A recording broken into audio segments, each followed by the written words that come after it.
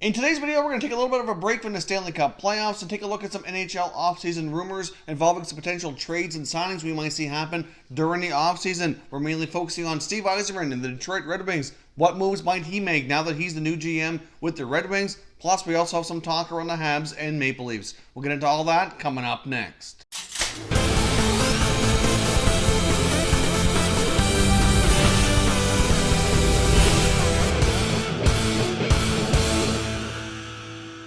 Welcome back to another video here at Top Shelf Hockey. If you're new to the channel, thanks for stopping by. We review and discuss all 31 NHL teams, so if you're a huge hockey fan, consider subscribing and clicking the bell so you don't miss anything. So as I mentioned, today we're taking a little bit of a break from the playoffs to take a look ahead to the NHL offseason and take a look at some potential trade and signing rumors of things we might see happen once all this comes to an end here and we get into the official offseason for all 31 teams. Of course, half the league is already into their offseason. We've already seen some moves like some coaches being hired, and obviously a new GM in Detroit, and that's where we're going to get started here today. Obviously, Steve Yzerman takes over from Ken Holland, who's been the GM there for a very long period of time. And even though Ken Holland will be staying on as a senior advisor, and obviously those two have a very good relationship, a lot of mutual respect, I do think it's very fair to say that Steve Yzerman will have a different way of getting things done than Holland did. Obviously, we saw Steve Yzerman build a very strong team in Tampa through a variety of ways. We know he's not afraid to make big trades. We saw him trade some big names down during his time in Tampa, including guys like Marty St. Louis, Vincent Lecavalier.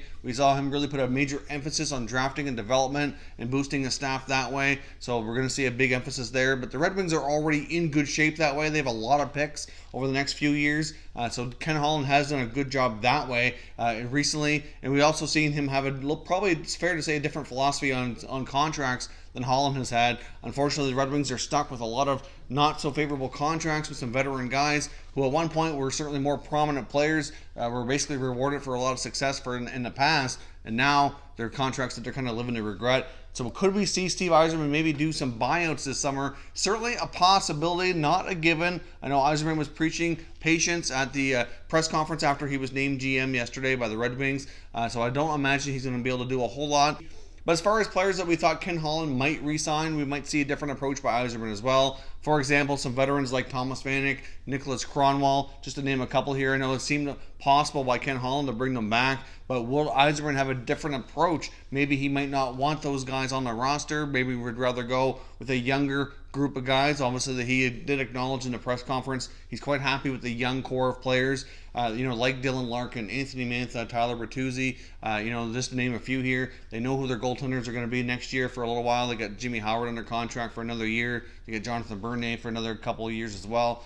So obviously there's some other moves within the forward group, especially like a Justin Abdelkader, a Darren Helm, a Franz Nielsen, that could possibly be buyout candidates. The only problem is, even though it wouldn't be too costly, it'd be stretched out over a long period of time because they still have a fair bit of time left on their contracts. So it certainly will be interesting to see what Yzerman will do in Detroit, how much of an accelerator he's going to put on this rebuild to see how much more they can improve next year over this year. I know they're likely going to make that jump to the playoffs just yet, at least I wouldn't think. But then again, crazier things have happened. Look at what we've seen in the NHL this year. And even last year, you often see teams rebound quite a bit over year for sure.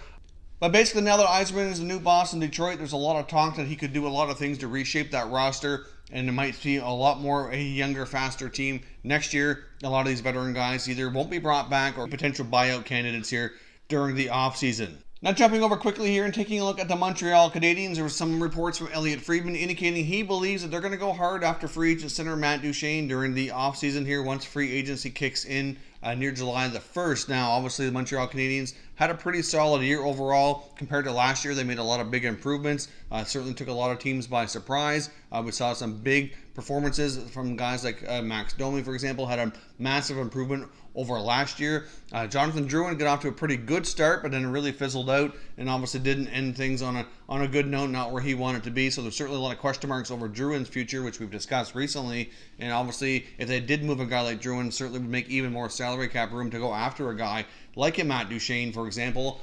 We saw a youngster, Jesperi Kotkaniemi, fit in really nicely. A little bit of a surprise. He made the team out of a training camp, but he did have a pretty solid rookie year overall. But obviously, they're still kind of lacking that number one real true top center iceman. And Duchene's proven over his time in Ottawa this year, and even so far how he's played with Columbus, especially during the playoffs here, that he could possibly be that guy, and certainly would likely command probably an $8 to $9 million per year contract is likely where he falls. I mean, it was being reported that the Senators were offering him 8 years at $8 million per year, which he obviously ended up not signing.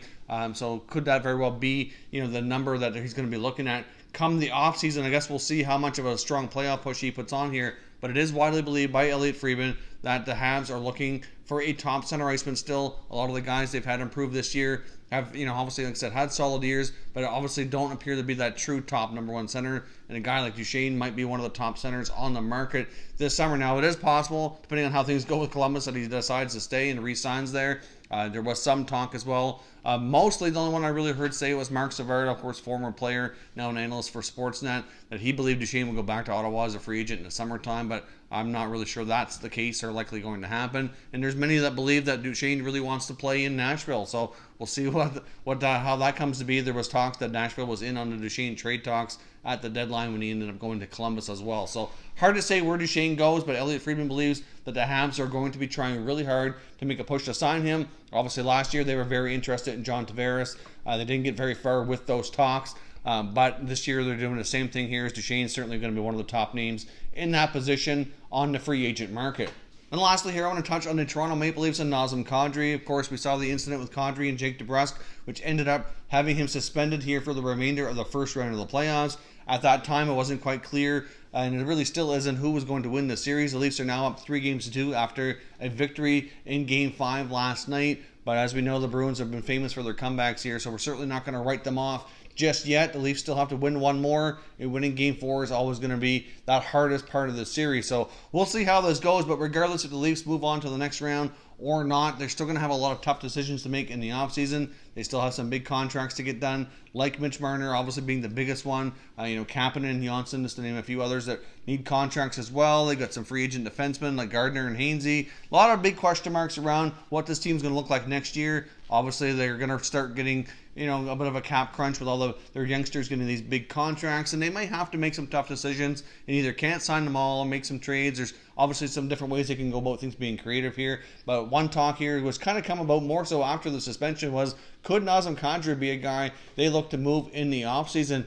Really, I think you could argue since that suspension has happened, they almost have played better as a team. We saw him to get suspended in the playoffs last year against Bruins, again this year, and you can't help but wonder if management might be a little frustrated with the fact that he keeps taking these suspensions. He's one of the most suspended guys here over the last number of years, and even though they probably appreciate the fact that he sticks up for his teammates, he plays with an edge, all that is all good, but he quite often crosses the line, gets himself in trouble, which often leads to the team being without him here in key situations like they are now in the playoffs, and he has a very team-friendly contract. And throw that in the fact with since Tavares has come into town, that his role is greatly diminished. His production was down because of the role he was given. He's a former 30-goal guy. He could certainly get back to that, possibly on a different team playing a bigger role, and a team might be willing to pay a pretty decent price tag to bring him in here. He's still relatively young as well, so there's certainly still a lot of good years ahead for Kadri, I would think. So obviously another player to keep your eye on here. I don't have any information to say that they're going to trade him or they want to trade him. It's just a name that's been brought up here a lot.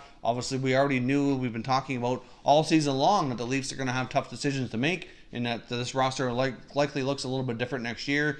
Somebody's not going to be able to stay, and they can't sign everybody. It's just based on what everybody's going to need and want for contracts. And obviously, they don't necessarily have to make a top player be shipped out of town. And even though Kadri has been there a long time, has been a top player in the past, his role is greatly diminished with everybody that's there now, and might be the team-friendly contract that makes it easier to trade, to make that extra room, that $4 million plus that he makes might go a long ways into signing guys like Kapanen and Johnson, etc. So just some food for thought. Don't know for sure what they're going to do, but he certainly proved to be a potential name out there that we might see moved in the offseason.